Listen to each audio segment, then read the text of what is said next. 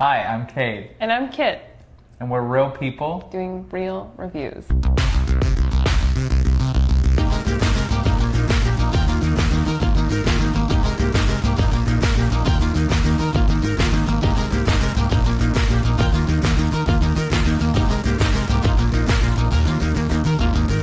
We're going to go over some film history. and culture. A little culture. Are you cultured? Do you feel like you're cultured? Some would say. So you fly a lot. I'm a medium. Intermediate. Intermediate I'm not culture? beginner. Culture for 200? I'm ding ding. Okay. What era of filmmaking do you find most interesting? 80s, 90s. For sure. Especially in genre. 85 to 95.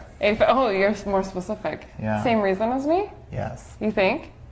I mean, most classic movies across Genre. all Texas Chainsaw, Yeah. Scream, kind of that little, when the 90s it started kind of going more into like kink fetish in the genre, but it was kind of in a fun, bright way. Before that, it was more slashers kind of really were out there. We saw a lot of, we started seeing interesting gore. Yeah, 80s, 90s, for sure. effects got better. Well, although I would say I do 70s Italian You're genre. just a hippie. Well, I am, but I also, because I like Giallos. I like the whodunnit. You like what? Giallos, Oh, which is the, I thought you liked shallows. well, you're shallow. I'm not. No, Giallos are the Italian whodunnits. That's Okay. like the black gloves and these mirrors a lot, and it's very like, Ooh. it's always an isolated incident. You're trying to figure out who. Ba-dum-bum. It's a little murder mystery. Okay. I like those. Sure. Yeah. It's my final answer. How has film evolved over the last few decades, in your opinion? I'd say probably we collectively as people have used or learning to use tech in the film industry. Things are getting, effects are getting more graphic. We're using AI. We're, it's not just one camera. It's kind of like I would add drones. in drones, robotics, rigs, camera lenses. There's things that have become cleaner, which are sometimes necessary. Obviously there's people that would argue, hey, I like the vintage lenses. I like the 73 on whatever, and I get that too. I just think, Do you get that? yeah, like why you would like a vintage lens and because sometimes it makes it cloudy, or there's coloring that you can create with a vintage lens that's hard to create with a LUT, or even doing like really great tech. And so and I can usually spot it. I think Mike could probably spot it too. Yeah, if you have that kind of eye. So I have appreciation for that, but do I like the advancement of the rigs and the robotics and things yeah, I do, because we're seeing angles and things that maybe we would have had to I mean, we together. wouldn't have to see like the full pan. Yeah, the full. Here we go. There we go. Yeah. So I think there's value, and it's exciting. I like things that are. It is exciting. It's fun to kind of add in both, for sure. Yeah. Yeah. I mean, I think that probably where it's the most exciting is action adventure. That's true. That's like where we're seeing like. Well, we just saw the Escape from 21st Century. That's right. Oh, perfect added example. So many different kind of elements. Animation, Yeah. special effects. Really fun shots. Definitely Yeah. used a lot. It was in a very fun, high energy genre film. It's great. Are there any filmmakers from classic cinema that you would think modern audiences should know more about? I mean, tonight we got to talk with Barbara Crampton, who is such a scream queen and has been around for so long and has done such a tremendous job in cinema. And I was complimenting her on films that I liked from, her earlier filmmaking. And I just think, my gosh, but anyone who's in genre knows who Barbara Crampton is. But I think about things like that there's some really great talent who's still acting in an incredible way, or directors that are occasionally, once every 5 years or 10 years, will make a film. And so I think they're definitely people you should look out for sure. goes back to like Cronenberg too. It's like if you're in genre and you know who that director is, you're like, well, anything he makes is gold, and he's still making film, which is bananas. It's so good. It's so good. It's so good. I saw another Cronenberg for President with T-shirt tonight, and I was like, God, I don't want one. Where's mine? And yeah, I think of like where he started. I think of like Dead Ringers and things where like I like these films that have shaped me as a critic and as somebody who looks at genre. It's massively affected my point of view with it. To like the films that he makes now, it's incredible cinema. So people should know about the people who are still creating cinema that started from that. And I mean, you could go back. I mean, how far do you want to go back? Go back to the Malay. Very first ever motion picture was genre. It was a horror film. So, did you know that? Now you know. Now you know. Thanks, kid. Anytime. Do you think remakes and reboots help or hurt the industry? Oh gosh, that's a great question. I like them. You like a remake? I like a remaster. I Recolor. kind of like a remake, but like a fun new twist on it, because then it brings a whole new kind of age of people that one either go back and they watch the originals, or two, they fall in love with this new version of the same kind of story. Yeah. So it kind of fun. You think it's fun? I mean, there's some bad remakes out there, but it's kind of fun. Everyone putting a spin on it. I definitely see your point on if you hadn't seen the original and you're getting this opportunity because you're just going to the cinema. Yeah. And then you're like, oh my gosh, this is a film from the 40s? Like, amazing. And then you are interested maybe in a classic. That can have I prefer a remaster. So you take a classic and try to make it like so that it's scalable for the screen, for a big screen, because sometimes it doesn't work on our. I mean, like how many Dracula movies are out there though? Like. Yeah. Fine. Got you there. Well. What's your take on how streaming services have changed the film industry? I think it has been tremendous. Like most filmmakers that I know, like they love the streamers. They're even TV. Like people who are maybe known in the series and TV space, they are very pro like streaming services because they're like, gosh, now there's more options to create certain types of film. Where before we didn't have any place to put it because there was only so many. We're only doing 5 horror films this year and 5 action adventure and 5 this because that's what's available theatrically. So to actually have more room for cinema is great because then we get to see more. I think also if you're somebody who has a preference, so if you're somebody who really loves era pieces, to have like places you can go where you could watch only era cinema if you wanted to, or only genre cinema, that's really special. I love that because I don't like to waste my time. I like watching the films that I like. That's why we have a film review. And so for me, if I'm watching films that I'm like, I don't like, I have preferences of things that I don't like. I probably shouldn't say because then when I'm reviewing them, they'll be like, oh God, they'll know. They'll be like, she hates these. Why? Get her out of here. Don't give this to her. Don't. But if you're watching something that you typically, like that's not your place, then, the people that love that, they have a place to go for it. Same thing with me. The things that I love, I have a place to go for. That's my viewpoint on streamers. Yeah, I agree with that. I also think that it's interesting too, watching streaming services and using like technology in that way where they've like really utilized AI to like custom make based off of things you've already watched. So it's even tailoring down to just exactly what you said. Yeah, that's so true. And sometimes, because I watched Suspiria for the first, don't judge me. I watched it for the first time this year. I know. Okay, I know. The coloring, I get it. It's great. But because I've watched the things that are around, I've gotten to see film. Yeah. Oh, and I never would have found them without a recommendation. So really grateful for streaming. Yeah. What's your favorite film from the silent film era? Oh.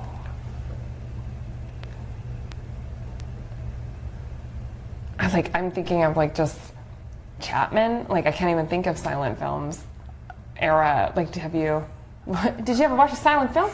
I mean, I remember people made silent films based on theater. That was really cool. So we saw Hamlet in the silent Are we film. too young? Are we too young? For once, we're too Oh young? my God. I mean, but we should know our history. We should know our history. Yeah, I think I'm gonna have to research that and it's come like a back. pass. It's like a pass. Yeah, we're just real people. We're not looking for maybe things that are that artsy or creative that would feel that way right now.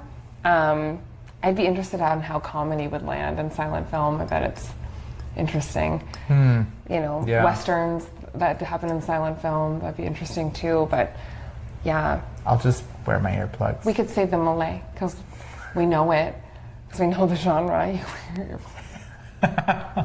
I didn't really until you said. I'm like, Yeah. We don't know enough, Mike, to answer that Yeah. question. We're inexperienced in that area. Thanks for pointing out an area that we are not strong. Which decade do you think produced the best films? Well, I think the best films All across all. across all early 2000s. That's when we get those longer theatricals. That's when it was the two VHSs in the box kind of style. You Yeah. know? Maybe. I don't know. I also felt like coloring got Better then? elevated. It was a lot of like American Pie, kind of campy. I think comedies really they kind of did things then. Okay. What? No, that's I'm surprised you're Going there? Going there, yeah. I mean, I should talk about like 70s Italian, genre. Well, you already did. So It's done. So, so she's just covering all her bases here, everyone. but don't you think? I just think The best of, well, I mean, it I was think an elevation of cinema. I'd probably say it's the best of the talent that's out there right now. Like we have new emerging talent for the next kind of era of kind of film that I'd say like 2020 and on will probably create some great cinema. But Gosh, that's true. Yeah. but I would say most of the talent that is out there, most of the great films were in the 2000s. Maybe we're just attached because it's like the nostalgia of like really great talent. Because as reviewers, we're looking at what's new. Yeah. We're not classic reviewers. We're not going through the past. So we're in an we're at an independent film scene right now. There are films that you'll never see. It won't get bought. It won't go to market. You won't see it. And so we're seeing some films that we're like, gosh, like it's so great. We hope that comes out to the public. I really hope it. But yeah, I think you're right. Like, kind of now is a wonderful time in cinema, and we're That's seeing true. some interesting takes and dialogues and perspective and more inclusion. It's very cool. How has independent filmmaking influenced the mainstream film industry? I would say definitely there was a lot of conversation, I want to say around like 2021, where people kind of, the common conversation was, I'm kind of tired of mainstream. I'm like, don't get me in trouble, but like, we've got it Marvel, like we got it, we got it Wow. studio, whatever. We got this, like where's the good stories? Like where's the new, where's fresh? And so I think it's an interesting time for independent film because we're seeing a little bit more hunger for interesting storyline, and that might be because of streamers and because of series and things that have come out that we're maybe seeing, stories that we wouldn't have seen in the past that we're like, oh, can we get more interesting? Maybe not the typical metric that you would see in a theater, although there's definitely still a place for that, still very fun. Yeah. But we're seeing independent film kind of have a come up because there's more platforms for them to be visible. So now people are finding the things that they personally really like or feel tied to, in my opinion. I would say that there's more acceptance to talk about issues or current events in a way that then pushes it into mainstream. Like we've seen several films on LGBTQ, BIPOC, minorities, disabilities. Disability. Oh my gosh, Like, that one film. I Yeah. hope that gets So picked up. Yeah. so like all of these and independent films that now we're seeing it kind of more normalized in kind of mainstream. Yeah, and it's not in like a we're going to push some boundaries way, but just there's more availability. So now Yeah. we're having the opportunity and the option to see it for sure. Absolutely. What's the trend in modern filmmaking that you love? A trend in modern filmmaking that we love? I don't know if I've landed on any kind of trends. I would say it's probably kind of the opposite. Everything kind of comes around full circle. So you see kind of like carrots of movies in the 70s or the 80s or the 90s, like coming back around. Or like nods or odes Yeah, to yeah, them, for sure. You say nods, I say carrots, you know. This is why. I'm hungry most of the time, so. Well, I know. Well, it's hard to eat on camera because of the laughs, and that's all they hear, and it's hard. I get it. Yum, yum, yum, yum. Yeah. It's not nice. You don't want to hear us chewing. I will say, though, that typically there is, and I think people see this, where it's like, now it's all werewolves, now it's all vampires, now it's all ghosts, now it's all summer beach camp films, or it's Cabin in all the comedies. Woods. Yeah, it's all cabin in the woods. It's all like kind of, and we'll have arrows of that, but right now, like we are really seeing a mix and just seeing really great cinema come out, different seasons being used, and even scripts being adjusted to accommodate like when funding comes in, which then brings the script to a different place, which maybe it would have been something similar to something else, but now it's not. And so, I think we're due for like a what are we due for? like Frostbite or something, some sort of winter Yeah, scary film. Yeah, like I'll see what I can do. 28 Days of Darkness or something. Oh yeah, Oof. there's some good filmmakers that could really pull that off. Yeah. Yeah. Good winter film. What's a trend in modern filmmaking that you think needs to end? Final question. Trash. Just stop making trash. Stop. We have to sit there. Yeah. We're freezing Yeah. in the air-conditioned cinema. I mean, I love that people are creative, but like they need to keep in mind someone needs to watch this. Like we're sitting, guys. Yeah, like don't stretch your short into a feature film That's if it's not- still a short. Yeah, you can add some dialogue. I don't know what happened there. I just. Yeah. Unless you're like searching for someone needs a nap, you know, I'm all for that. Don't. Sometimes. Well, sometimes. Sometimes, yeah. Make it- I'm sorry, I sleep sometimes. Make it better. I would say drone shots are getting a little overused. Like the car driving through the woods shot. It's in every film right now. It It's goes up. like Yeah. look at us. We're driving, and I'm like, I mean, we get it. Like your location, you change locations. The same drone shot. Yeah. It could be better. I just be creative. I feel like we sounded very critiquey or a little judgy there, but we are real people, real reviews. I mean, Right? we have sat through some films where I'm like, how is this? This got vetted to be in this. I'm I like, don't- who I'm vetted like, it? who gave them money? Mom, Mom. you could give it back. Just give it back. Maybe I hope. Maybe go to college. Yeah, I don't know. I mean, she must love them really like a lot. a lot. Yeah. Must have been the firstborn. Oh. Or the baby. Or the baby, not the middle. The middle child, nothing, no. Well, except for that film today, which the middle child ended up being the star. Well, that's true. Yeah, stay tuned. Yeah. I'm Kit. This is Cade. You have a sticker on the bottom of your mug. Oh. Mine's half peeled off. See? Real people, real reviews. Airbnb mugs. Yeah. Here we are. The podcast.